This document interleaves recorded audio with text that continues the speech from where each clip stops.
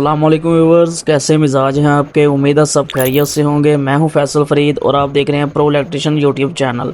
तो व्यूवर्स, आज हम सीखेंगे कि मेर्लिन ग्रीन का गैलेक्सी 6000 सीरीज़ का जो हमारा एपीसी यूपीएस है उसको हम फ्रॉम नॉर्मल टू बाईपास और फ्रॉम बाईपास टू नॉर्मल करना सीखेंगे। सबसे पहले हम इसके की फंक्शन के बारे में बात करते हैं। ये हमारा वोल्टेज का बटन है, अगर इसको आप प्रेस करेंगे तो आपको वोल्टेज इसके शो होंगे। ये हमारा एम्पेयर का बटन है और ये हमारा HZ यानी फ्रिक्वेंसी का बटन है, और ये हमारा बैटरी बैंक के एम्पेयर और वोल्टेज को मालूम करने का बटन है। इसके बाद जो अगला बटन है ये हमारा अलार्म और फॉल्ट का बटन है। ठीक है, इसको आप प्रेस करेंगे तो आपको स्क्रीन पे फॉल्ट और अलार्म शो होंगे। ये जो स्टार का बटन है ये हमारा सिलेक्शन का बटन है, यानी कि अगर आपने किसी फंक्शन को या किसी लैंग्वेज को सिलेक्ट करना है तो उसके लिए आपको स्टार का बटन प्रेस करना होगा। जब आप यूपीएस को ऑफ करके ऑन करते हैं तो सबसे पहले ये लैंग्वेज मांगता है कि आपने कौन सी लैंग्वेज सेलेक्ट करनी है, उसके लिए आपको स्टार का बटन प्रेस करना पड़ेगा। इसके बाद ये 1 से 8 तक इंडिकेशन दी गई हैं। ये भी इसके अलार्म और फॉल्ट की इंडिकेशन है कि 1 नंबर पे कौन सा फॉल्ट है या 1 नंबर के लिए कौन सी इंस्ट्रक्शन दी गई है। ये जो ग्रे बटन है ये हमारा इन्वर्टर ऑफ का बटन है। ग्रीन बटन हमारा इन्वर्टर ऑन का बटन है। ये एसी की इंडिकेशन है और ये बैटरी के बैंक की इंडिकेशन है कि बैटरी बैंक ऑन है या ऑफ है। इसके बाद ये 2 इंडिकेशन है, ये हमारी फॉल्ट और अलार्म की इंडिकेशन है। ये हमारा फॉल्ट का बटन है, इससे आपके फॉल्ट यूपीएस के रीसेट होंगे। और ये हमारा बजर का बटन है जो कि फॉल्ट या अलार्म का अगर बजर या बीप आ रही है तो उसको साइलेंस करने के लिए ये बटन प्रेस करेंगे। इसके बाद ये 5 बटन नीचे दिए गए हैं, इसमें एक सिक्योरिटी की है और बाकी जो 5 बटन है ये फंक्शन बटन है इसके। इसके बाद ये ए से एंड तक कुछ दिए गए हैं और 1 से 8 तक जो इंडिकेशन दी गई हैं ये इसके फॉल्ट और जो इंस्ट्रक्शन की इंडिकेशन है। ठीक है, ये देखें ये इंग्लिश लैंग्वेज है।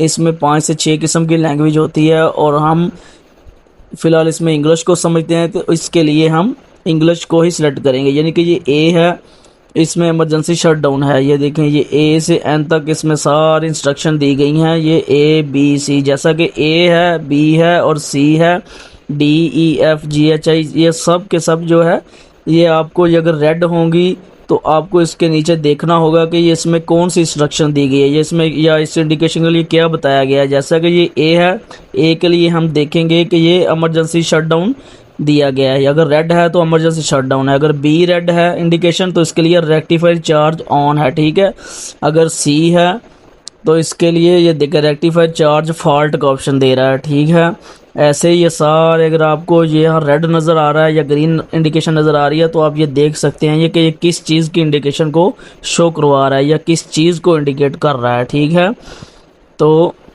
ये हमारा सिंगल यूनिट है, इसमें मल्टी बाईपास मॉड्यूल भी हैं और इसमें modular UPS with external maintenance bypass भी हैं। तो हमारा फ़िलहाल सिंगल यूनिट है।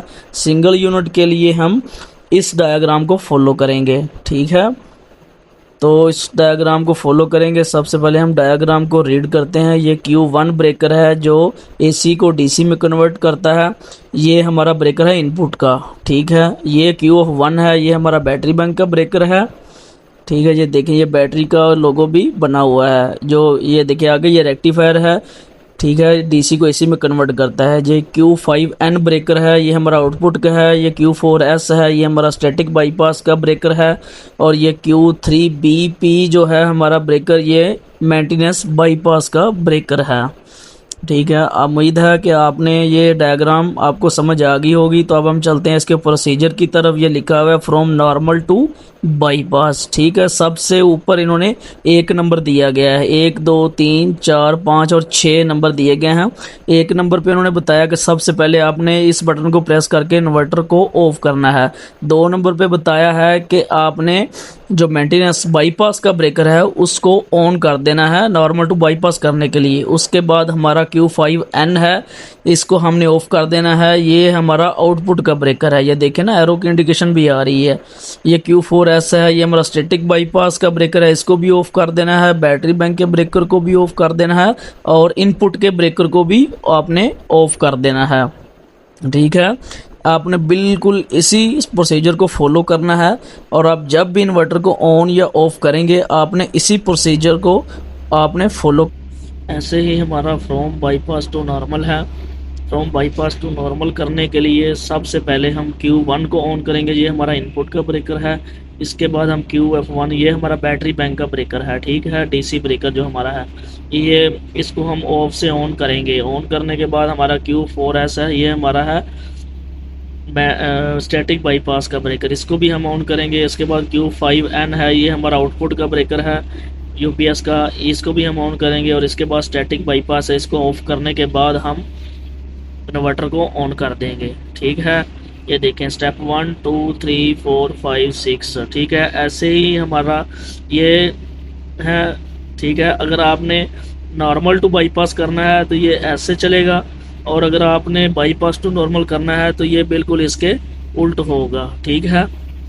अब मैं आपको दिखाता हूँ कि ये हमारा है आउटपुट का इनपुट का ब्रेकर, सॉरी, ये हमारा इनपुट का ब्रेकर है, ये Q4S है, ये हमारा स्टैटिक बाईपास का ब्रेकर है, ये Q3BP है, ये देखिए बाईपास, ठीक है, ये हमारा बाईपास का ब्रेकर है।